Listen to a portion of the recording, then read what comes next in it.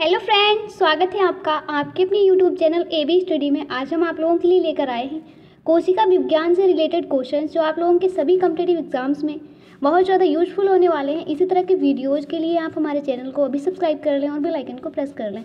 तो चलिए शुरू करते हैं हमारा वीडियो। देखते हैं हमारा पहला क्वेश्चन। हमारा पहला क्वेश्चन है, माइटोकॉन्ड्रिया की खोज किसने की? तो माइटोकॉन्ड्रिया होता है, उसकी खोज किसने की थी? तो राइट आंसर क्या हो जाएगा हमारा? डी, आल्टमैन ने। ठीक है, अगला क्वेश्चन, क्वेश्चन नंबर 2। एक सेकेंड, क्वेश्चन नंबर 2 है, कोशिका की खोज किसने की? तो कोशिका जो होती है इसकी खोज किसने की थी? कोशिका की खोज की थी रॉबर्ट हुक ने। किसने की थी? रॉबर्ट हुक ने। ठीक है, अगला क्वेश्चन, क्वेश्चन नंबर 3, कोशिका में प्रोटीन संश्लेषण कहाँ होता है? जो कोशिका होती है इसमें प्रोटीन संश्लेषण कहाँ पे होता है? तो ये होता है राइबोसोम में। ठीक है, अगला क्वेश्चन, अगर आप लोगों को किसी भी क्वेश्चन का आंसर आता है तो आप मुझे कमेंट में बता सकते हैं। ठीक है, क्वेश्चन नंबर 4 है हमारा, यदि माइटोकॉन्ड्रिया काम करना बंद कर दे तो कोशिका में कौन सा कार्य नहीं होगा? ठीक है, अगर माइटोकॉन्ड्रिया जो होता है वो काम ना करे, अपना काम करना बंद कर दे, तो कोशिका के अंदर कौन सा काम है जो नहीं होगा? हमारा आंसर होगा वी, भोजन का ऑक्सीकरण। जो भोजन का ऑक्सीकरण होता है, काम होता है भोजन का ऑक्सीकरण का काम, वो काम नहीं होगा अगर माइटोकॉन्ड्रिया काम करना बंद कर देगा। ठीक है, अगला क्वेश्चन, क्वेश्चन नंबर 5 है हमारा, पादप कोशिकाओं का सबसे बाहरी आवरण क्या कहलाता है? जो पादप कोशिकाएं होती हैं उनका सबसे बाहर का जो आवरण होता है वो क्या कहलाता है? तो वो कहलाता है कोशिका भित्ति। क्या कहलाता है? कोशिका भित्ति कहलाता है। ठीक है, अगला क्वेश्चन, क्वेश्चन नंबर 6, कोशिका को एक निश्चित रूप कौन प्रदान करती है? कोशिका को एक निश्चित रूप कौन प्रदान करती है? तो आंसर हो जाएगा हमारा कोशिका भित्ति। कोशिका भित्ति जो होती है वो कोशिका को एक निश्चित आकार प्रदान करती है, जैसे वो गोल है या चौकोर है, मतलब कैसी है उसका आकार जो होता है, आकार निश्चित रूप से उसको प्रदान करती है। ठीक है, एक निश्चित रूप प्रदान करती है, मतलब निश्चित रूप। ठीक है, अनिश्चित नहीं, निश्चित। अगला क्वेश्चन, अगला क्वेश्चन है हमारा क्वेश्चन नंबर 7, कोशिका का रसोई घर किसे कहा जाता है? कोशिका का रसोई घर जो है वो कौन है? वो है क्लोरोप्लास्ट। ठीक है, क्वेश्चन नंबर 8, प्रोटीन निर्माण का सक्रिय स्थल है। प्रोटीन निर्माण का सक्रिय स्थल है राइबोसोम। क्या है? राइबोसोम। अगला क्वेश्चन, क्वेश्चन नंबर 9, गोल्जी काय का प्रमुख कार्य क्या है? जो गोल्जी काय होता है उसका प्रमुख कार्य क्या होता है? तो आंसर हो जाएगा हमारा ए, स्रावी।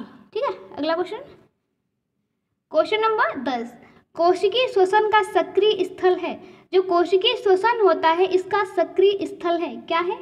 आंसर क्या होगा हमारा? हमारा आंसर हो जाएगा माइटोकॉन्ड्रिया। क्या हो जाएगा? Mitochondria, mitochondria. ठीक है, क्वेश्चन नंबर 11, कोशिका की आत्महत्या की थैली किसे कहा जाता है? जो कोशिका की आत्महत्या की थैली होती है, किसको कहा जाता है? आत्महत्या की थैली। कोशिका का वो कौन सा पार्ट होता है जिसको कोशिका की आत्महत्या की थैली कहा जाता है? ठीक है, वो कौन सा होता है? तो आंसर हो जाएगा हमारा वी, लाइसोसोम। लाइसोसोम को क्या कहा जाता है? आत्महत्या की थैली। इस टाइप से क्वेश्चन भी आ सकता है कि लाइसोसोम का किस नाम से जाना जाता है। ठीक है, लाइसोसोम को आत्महत्या की थैली के नाम से जाना जाता है। और लाइसोसोम की खोज किसने की थी? आप लोग मुझे कमेंट में बताएंगे। ठीक है, अगला क्वेश्चन, क्वेश्चन नंबर 12, लाइसोसोम में पाया जाने वाला एंजाइम जिनमें जीव द्रव्य को घुला देने या नष्ट कर देने की क्षमता होती है। ठीक है, लाइसोसोम में क्या पाया जाता है? एक एंजाइम पाया जाता है जिसमें जीव द्रव्य को घुला देने या नष्ट कर देने की क्षमता होती है। उसको क्या कहा जाता है? वो जो एंजाइम होता है वो क्या कहलाता है? तो आंसर हो जाएगा हमारा डी, हाइड्रोलाइटिक अम्ल। क्या हो जाएगा? हाइड्रोलाइटिक अम्ल। ठीक है, अगला क्वेश्चन, क्वेश्चन नंबर 13, पत्तियों को हरा रंग कौन प्रदान करता है? जो पत्तियां होती हैं वो हरी क्यों होती हैं? उनको हरा रंग कौन प्रदान करता है? हमारा आंसर हो जाएगा क्लोरोप्लास्ट। ठीक है, अगला क्वेश्चन, क्वेश्चन नंबर 14, फूलों और बीजों को विभिन्न प्रकार के आकर्षक रंग कौन प्रदान करता है? जो फूल होते हैं और बीज होते हैं उनको विभिन्न प्रकार के आकर्षक रंग कौन प्रदान करता है? किसके द्वारा उनको रंग प्रदान किए जाते हैं? तो आंसर हो जाएगा हमारा क्रोमोप्लास्ट। ठीक है, क्वेश्चन नंबर 15, आवर्णी लवक ल्यूकोप्लास्ट मुख्यतः किसमें पाया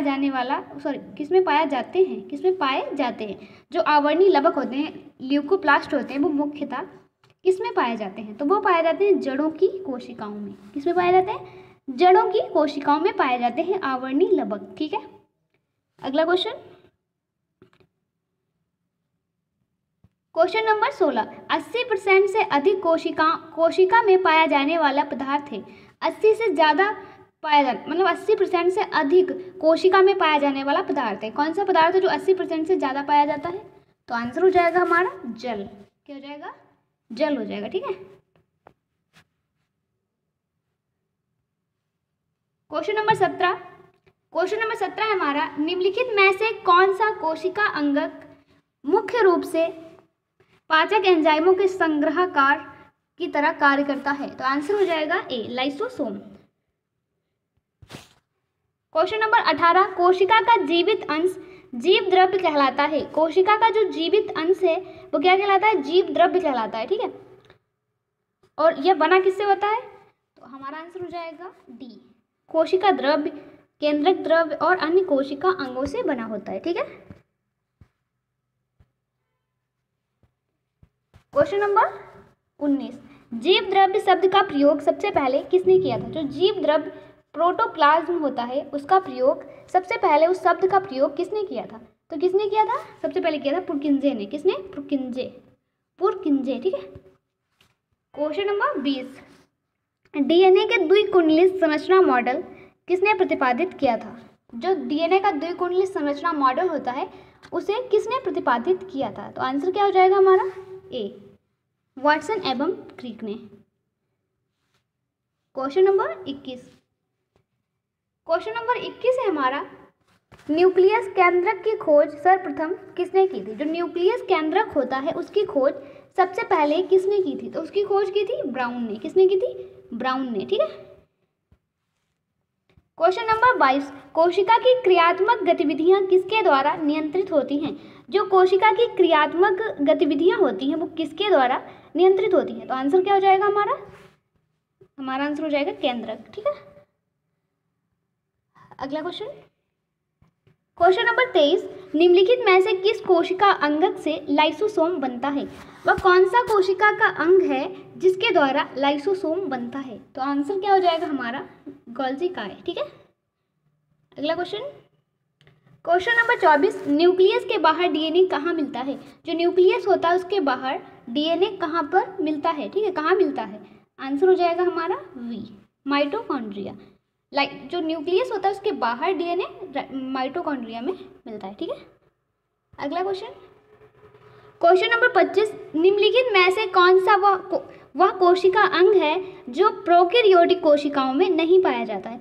वह कौन सा कोशिका अंग है जो प्रोकैरियोटिक कोशिकाओं में नहीं पाया जाता है? ठीक है, तो कौन सा हो जाएगा? वो हो जाएगा माइटोकॉन्ड्रिया। ठीक है, अगला क्वेश्चन नंबर 26, इलेक्ट्रॉन सूक्ष्मदर्शी की खोज किसने की? जो इलेक्ट्रॉन सूक्ष्मदर्शी होती है ठीक है, इलेक्ट्रॉन सूक्ष्मदर्शी जो है उसकी खोज किसने की थी? तो आंसर क्या हो जाएगा हमारा आंसर हो जाएगा नॉल तथा रस्का ने। ठीक है, रस्का।